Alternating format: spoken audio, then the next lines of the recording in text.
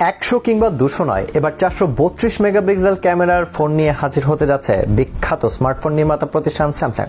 জনপ্রিয় টেক জায়ান্টের দাবি তাদের এই স্মার্টফোন ফটোগ্রাফির ভবিষ্যৎ বদলে দেবে। 432 মেগাপিক্সেলের এই ক্যামেরা শুধু আইফোনই নয়, টেক্কা দেবে লাখ টাকা দিয়ে কেনা ডিএসএলআর ক্যামেরাকেও। চলুন তাহলে জেনে নেওয়া যাক কতটা শক্তিশালী স্যামসাং এর এই 432 মেগাপিক্সেলের ক্যামেরা সেন্সর।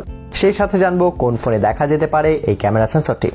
বিশ্বের যে কোনো ফোনের ক্যামেরাকে হার মানাতে এবার স্যামসাং আসছে বাজার কাঁপাতে। ভালো ক্যামেরার অভাবে যারা এতদিন সুন্দর মুহূর্তগুলোকে আরো নিখুঁতভাবে ক্যামেরা বন্দী করতে পারছে না, স্যামসাং তাদের সেই শখ পূরণ করতে যাচ্ছে 432 মেগাপিক্সেল ক্যামেরা দিয়ে। অ্যাপল আর গুগলের মতো জায়ান্ট কোম্পানিকে পেছনে ফেলে সবার আগে 432 মেগাপিক্সেলের ক্যামেরা নিয়ে হাজির হতে যাচ্ছে স্যামসাং, যা ইতিমধ্যেই উন্মাদনা সৃষ্টি করেছে প্রযুক্তি প্রিয়দের মাঝে।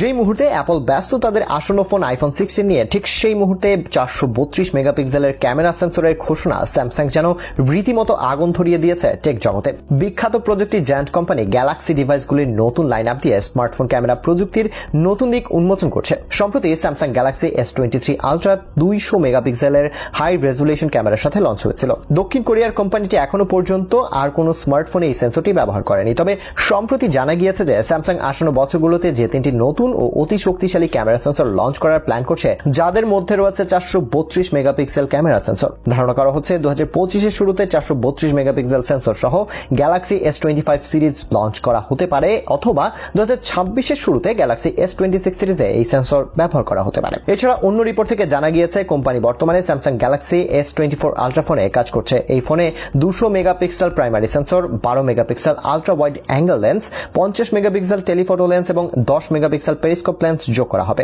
এছাড়া এই ফোনের ফ্রন্ট প্যানেলে 12 মেগাপিক্সেল ক্যামেরা সেন্সর থাকবে বলে আশা করা হচ্ছে। অন্যদিকে 200 মেগাপিক্সেলের HP7 সেন্সরটি প্রাথমিকভাবে গ্যালাক্সি S25 আলট্রা এর জন্য পরিকল্পনা করা হয়েছিল, কিন্তু এটির উচ্চ মূল্যের কারণে পরে সিদ্ধান্তটি বাতিল করা হচ্ছে। তবে জনপ্রিয় টিপস্টার রিভেগনাস জানিয়েছে আরো বড় মেগাপিক্সেলের সেন্সরের উপর কাজ করছে স্যামসাং এবং খুব সম্ভবত এই সেন্সরটি গ্যালাক্সি S26 আলট্রাতে ব্যবহার করা